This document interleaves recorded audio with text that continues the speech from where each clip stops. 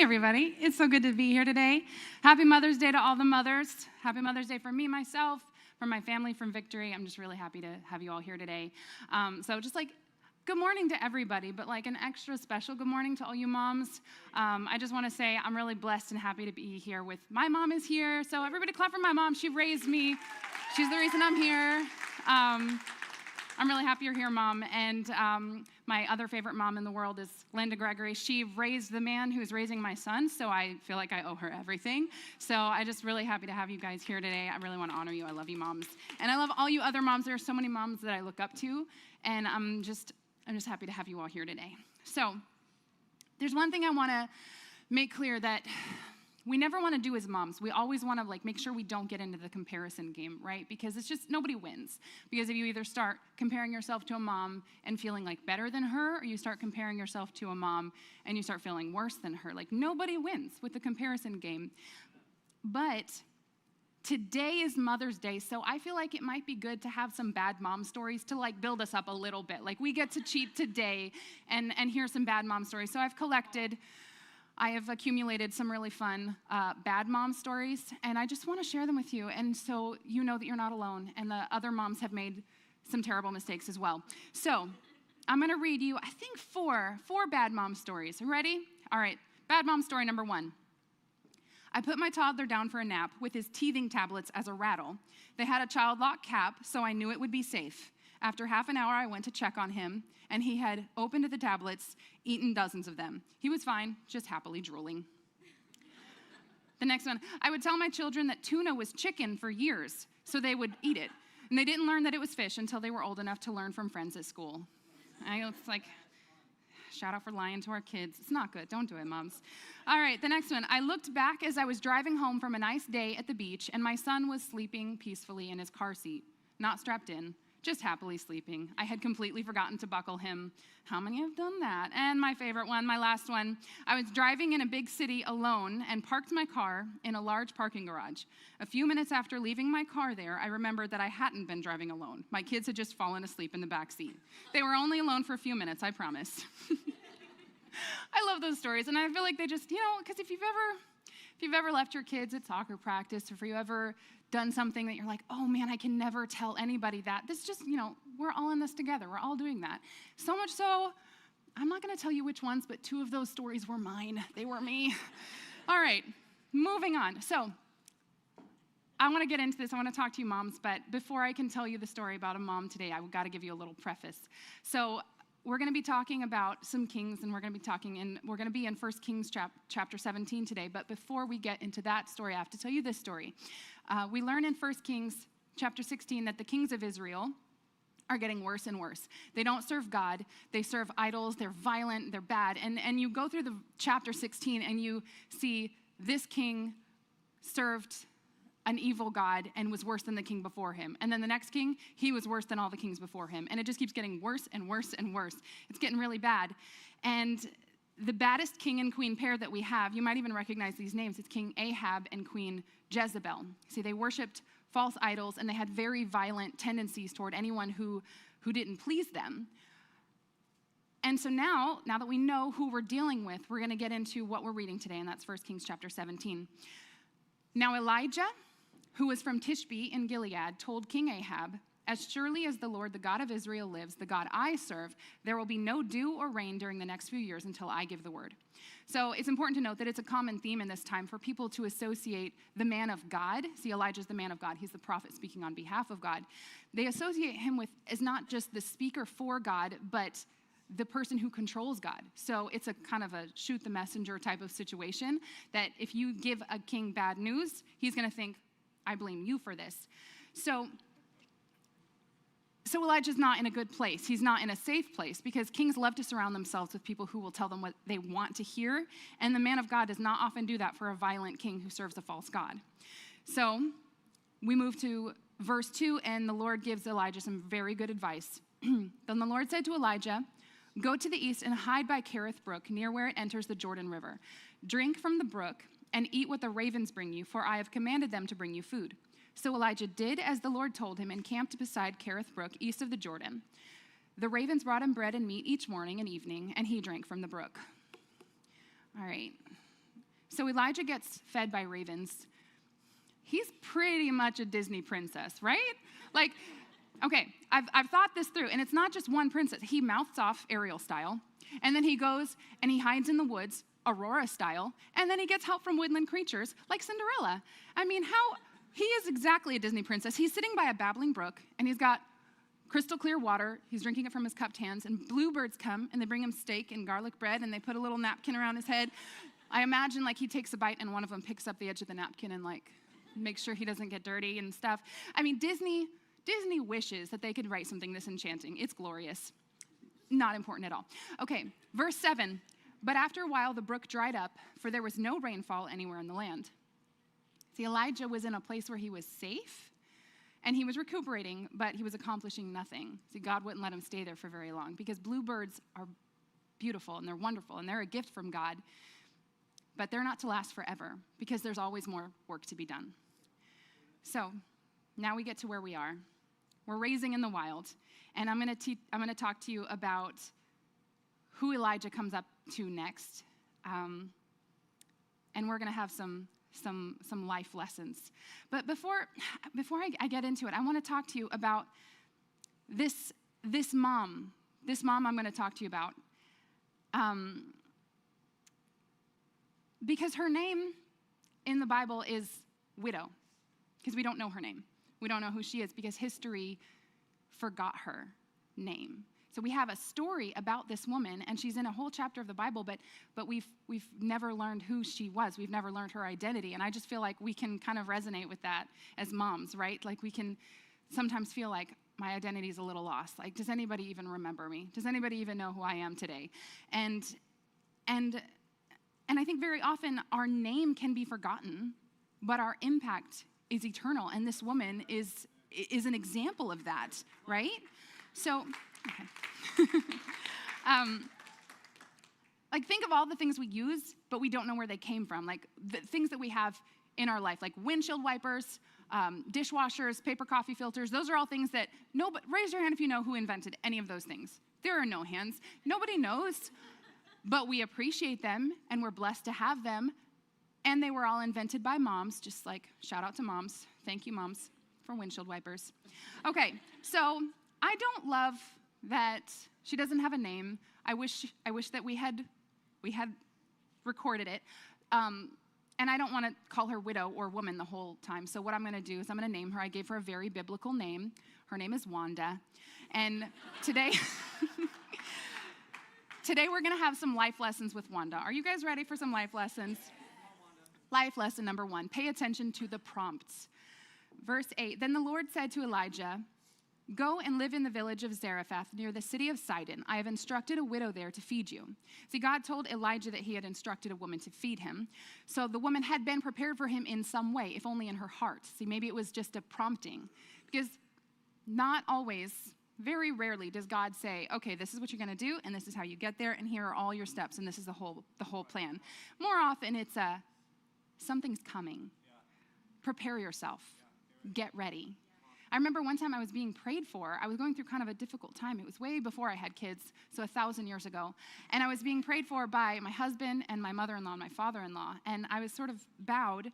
And Pastor Larry, my father-in-law, was praying over me. And I was just sort of receiving the prayer. And then I felt like in my spirit, something's coming. Get ready. And I knew God was about to speak to me. And right at that moment, Larry was not any longer praying over me, but he was speaking the words of God to me and giving me instruction. And it was only because I was in the Spirit at that moment did I hear that prompt and know, get ready. And so pay attention to the prompts because they are not often loud and you have to be ready to hear them. So verse 10, so he went to Zarephath. As he arrived at the gates of the village, he saw a widow gathering sticks, and he asked her, would you please bring me a little water in a cup? As she was going to get it, he called to her, bring me a bite of bread too. So what we know about Wanda is that she has experienced no shortage of tragedy. So she's a widow in this time. That's not a safe place to be. She's in a dangerous position, and obviously she's lost her husband. It's really hard for her. So she has no one to protect her. She isn't educated, and she's lost her stability. Now, I'm going to give you a little spoiler. We're going to get to it really soon. She has a son, and they're in a very, very bad place. But God had prompted her in some way. We know that. So I imagine that if you're in a really, really dark place, if you're having a really hard time, and God said to you, something's coming, you'd start to think, I'm going to get a blessing. Like, something's coming for me. So she goes out and she's gathering sticks because she's out doing something. She's not sitting at home waiting for her blessing to come. She hears a prompting and she says, okay, I've got to go out and I've got to do something. So she's gathering sticks, and God has said something's coming. And then she sees a man of God, and she sees Elijah get there. And I think she knew it was him. I think she can feel it. I used to work at the department store across the street, and there was one time I wasn't in a particularly spiritual mood. I wasn't being super Christian, but a man saw me and said, you must be a Christian. And I thought, oh, and I started like standing up a little straighter, like, yes, I am. And I didn't say anything to make him know that. I didn't say I go to church over at Victory. I just was, and he saw something. His spirit recognized something in my spirit, and it gave me an encouragement that day, an encouragement that I needed. And I think that happened between Wanda and Elijah. I think she's gathering sticks. She's been prompted. She sees him. I think she knew this is what I was waiting for. And their eyes meet, and he says, can you give me some water? And I think Elijah asks Wanda to get him water when her hands are full. And that's how we know that she's a mom, right? Because nobody ever asks any other person when their hands are full to give them something. So there's a man with empty hands. I assume his hands were empty, and she's busy. And he says, can I please have some water? And this is probably our first indication of the character of Wanda, because instead of throwing a stick at this man, she goes to get him water. And I'm just really proud of her for that. I think that's beautiful. So now we're kind of reasoning in our heads. Okay, Wanda's saying, okay, I thought that a blessing was coming. God, you said something's coming. My bad. I was expecting it to be a blessing, but you just wanted me to do something for this man of God. Fine, I'll stop what I'm doing and I'll go get him water, because he asked me for something that I can do, which is nice. I can get him water. Like I'm not doing too great with money right now, so I can't give, but I can do something for him. So she goes to get him some water, and he says, Miss, one more thing. Can you make me a cake? Okay, see, now we've crossed the threshold, right? Because now he's asked for something that she can't provide. Life lesson from Wanda, number 2. Sometimes what God is preparing you for is not what you would prefer. So sometimes you're in need, and God will send you someone to help. And we think, God will send me someone to help me. No, God will send you someone for you to help. Because what does the Bible say? Seek ye first the kingdom of God, and everything else will be added to you. And sometimes the answers aren't just about meeting your immediate needs. Sometimes the answers are about meeting needs in the kingdom and furthering his kingdom and for his glory, because we want to see his kingdom come, and it's not all about us, right? We haven't seen it yet, but Wanda's going to fuel a miracle. But right now it's honesty time. Verse 12, she said, I swear by the Lord God that I don't have a single piece of bread in the house, and I only have a handful of flour left in the jar and a little cooking oil in the bottom of the jug. Honesty time. I was just gathering a few sticks to cook this last meal, and then my son and I will die. Okay, that's a lot of information to give someone you've just met, right? She didn't offer this up on her own, right? So she's got her hands full. He asks for water, and she says, okay, I can do that. And she wasn't going to say a word to him, right? She didn't say anything until he asked for something she couldn't get. And then when he made a request she couldn't fulfill, she opened her mouth and all her problems came tumbling out. So here's where we are.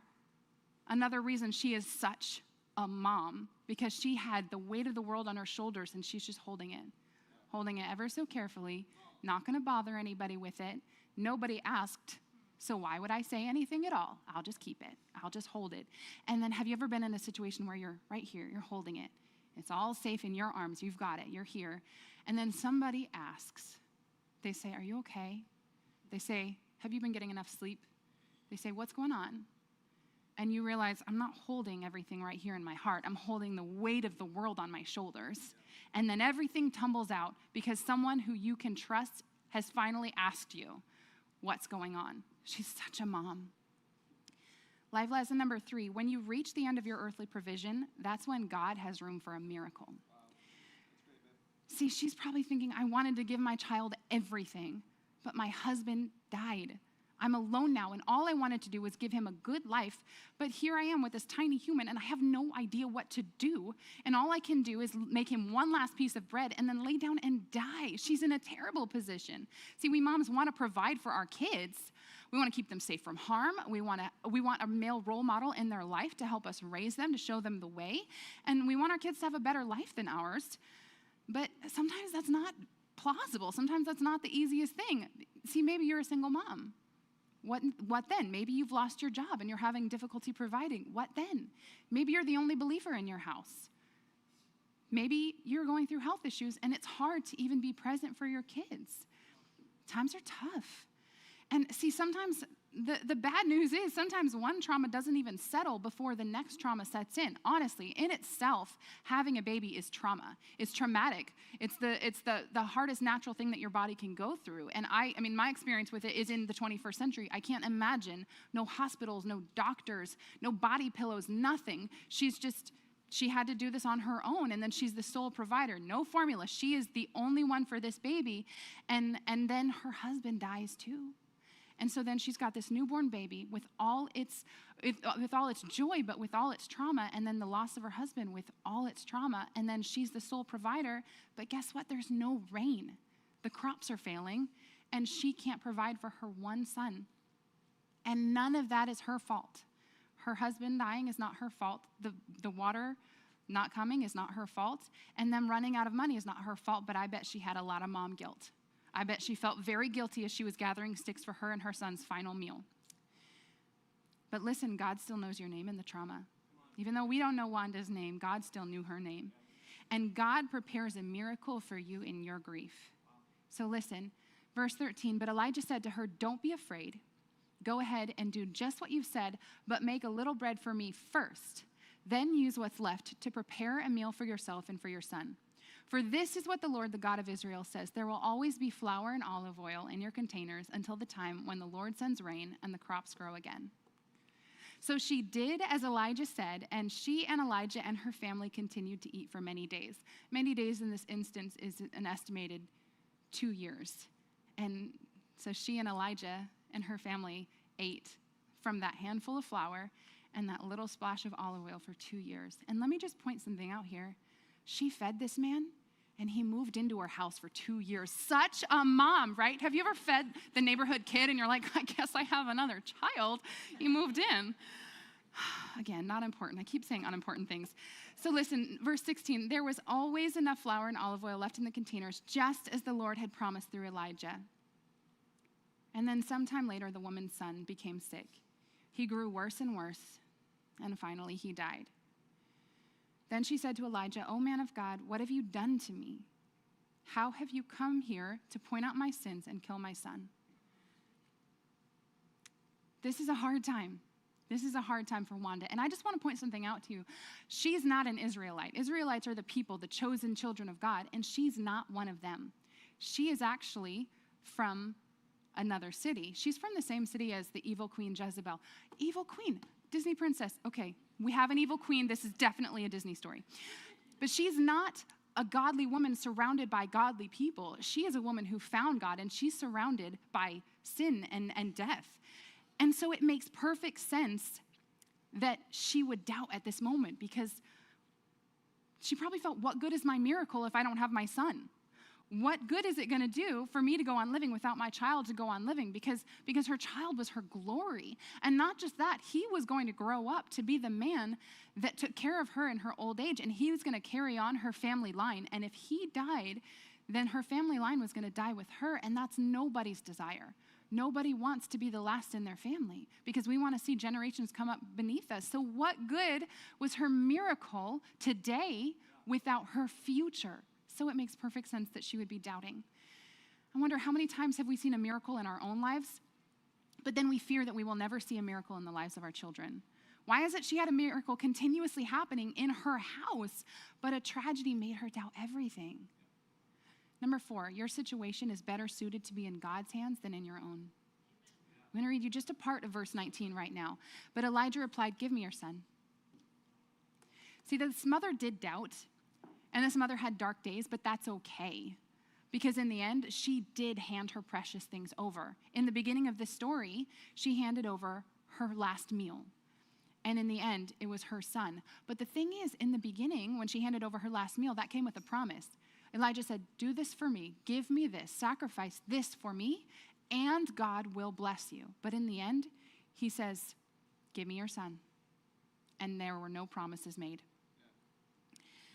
See, I know it's hard, but put it in God's hands. Your kids, your money, your husband, because what good is it in your hands when you have the hands of God reaching out, right? So he took the child's body from her arms and carried him up the stairs to the room where he was staying. And I want to point out here, Wanda gave him a room in her house. She gave him the upper room. And I believe that as the man of God lived in her house for 2 years, she was probably covering that home in prayer. And then there was a deficit in her house. Her son needed a man to show him how to live and how to serve God. And God sent someone to fill that role. We never talk about that in this story, but there was a role that had been filled for 2 years that was something that this little boy needed. So he went where he took him up to the upper room where he was staying and laid the body on his bed. Then Elijah cried out to the Lord, "Oh Lord my God, why have you brought tragedy to this widow who has opened her home to me and caused her son to die?" See, I think even the man of faith might struggle sometimes. Even the one who we look up to as the man of God can still have a little bit of doubt and wonder why. But he didn't stop praying. And he stretched himself out over the child 3 times and cried out to the Lord, "Oh Lord my God, please let this child's life return to him." I think Elijah loved that little boy. You don't help raise a little boy and not absolutely love him. This wasn't just somebody bringing a child that he didn't know. I think Elijah loved him. Verse 22, and the Lord heard Elijah's prayer, and the life of the child returned, and he revived. And then Elijah brought him down to the upper room and gave him to his mother. "Look," he said, "your son is alive." And I just think of the joy that she felt when Elijah gave her son to him. I didn't name the son. I gave Wanda a name and I didn't name the son. I'm sorry about that. Doug. His name's Doug. So think of the joy that Wanda felt when Elijah handed Doug to her. No, that sounds like a man. Think of the joy that Wanda felt when Elijah handed little Timmy to her. And she's like, "He's alive." Doug, leave it, Doug. Okay, I can't. That sounds like an adult. I've never seen a child, Doug. But there's nothing more joyful, I imagine, than thinking you're never going to have your little arms wrapped around your neck again. And then she felt him, and he was alive. Verse 24, then the woman told Elijah, "Now I know for sure that you are a man of God, and that the Lord truly speaks through you." See, before when Wanda references God, she calls him the Lord your God. And then in this last verse, the woman finally accepts that Elijah is the man of God, the God. And that's now her God. And listen, that's the last thing we have in Wanda's story. That is the entirety of her story. We don't know what happens next. We don't know anything else about her. But if you read the epilogue, if you go to the next chapter, the very next thing that Elijah does after visiting Wanda was go and prove that God exists in the biggest, most unimaginably extravagant and creative way in the entire Bible. It's one of the best stories. Go and read 1 Kings chapter 18 today. Just take a minute and do it. It'll blow your mind. It is magnificent. So listen, when Elijah was no longer able to survive hanging out in the wilderness with birds, but it wasn't yet time to face off with the false prophets and prove the existence of God, Wanda was there. And she fueled the man of God and was his sustenance until he went out and had to go and perform a mighty miracle. See, Wanda wasn't mentioned in that story. She wasn't mentioned in the story where Elijah proved that God is real. But if not for her, that might not have happened because she was the sustenance that brought him there. And the care she gave to him helped him go and do something incredible. See, sometimes the things we do for others are a bridge to get them from a hard place and to a miracle of their own. And again, that's a description of motherhood if I've ever seen one, because she put him first, putting others first, and then sometimes amazing things happen in another person's story, and we don't even get to be a part of it. We just kind of stand back and know, I helped. I did a little bit of that. And she wasn't even mentioned. And honestly, that can be tough. Like, it can be a lonely and thankless and sacrificial job being a mom. And it's exhausting, let's be honest. And you might be doing it on your own, and you might feel completely overwhelmed, and you might feel like your identity is lost, like this widow in the story. And you might feel like nobody knows your name. But know this, God sees you. God sees you. And listen, in the book of Luke, chapter 4, Jesus mentions this woman. Her name was lost to history, but she was in the teachings of Jesus, and she died not knowing that. We might die not knowing what our impact will be. And she died not knowing that Jesus was going to mention her, and she died not knowing that thousands of years later, one mother was going to stand on a stage and talk to all the other mothers in the room and use her as an example. And I just want to appreciate the moms, because there's so many moms we can glean from. Wanda, all the other moms in this room, mamas, I love you. I just want you to know that you are appreciated, you're valued, you're incredible. You don't have to do it all on your own. And I pray that you take a moment of quietness in this wild of today and thank God for all his provision, for all his mercy and his goodness, because honestly, none of us would be here without the mamas. We need you, and we love you. Can we just give a hand for the moms today?